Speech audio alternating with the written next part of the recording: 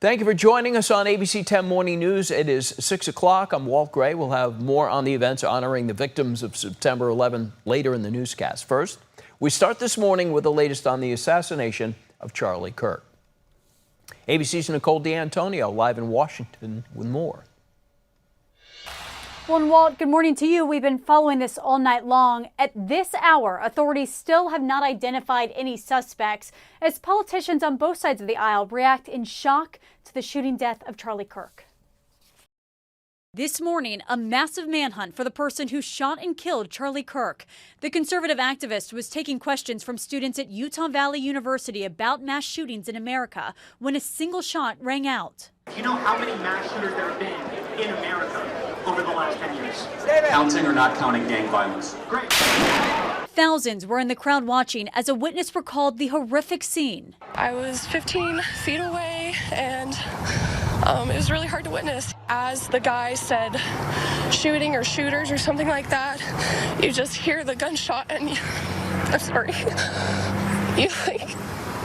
you just see his neck just like open up and there's just like so much blood that just came out. It was horrible.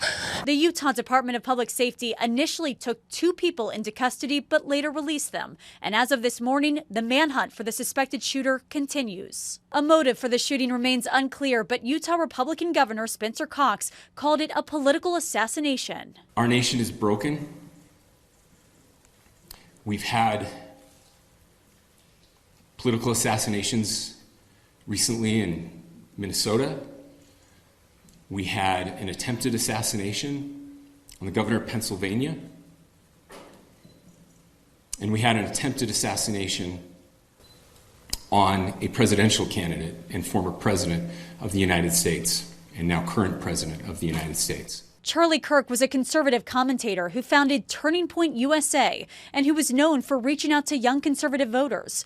He took a stand against abortion and most forms of immigration while stoking controversy by promoting election fraud claims, challenging LGBTQ rights, and ridiculing climate science. Earlier this year, Kirk saying his views put him at risk of violence. You are potentially putting your safety, your well-being, and God forbid your life in jeopardy for simply being a conservative on a college campus. In Washington, lawmakers remembering Kirk with a moment of reflection.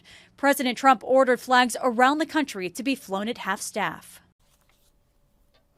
And Kirk was 31 years old. He's survived by his wife, Erica, and their 2 young children. Walt.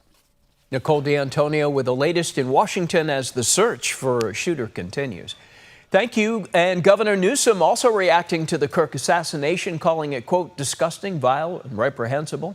Newsom had previously hosted Kirk on his podcast back in March. For more on the Charlie Kirk assassination, who he was, and details on the investigation, go to the ABC 10 Plus TV streaming app. And in our next half hour, we'll be getting local reaction to the assassination from local communities.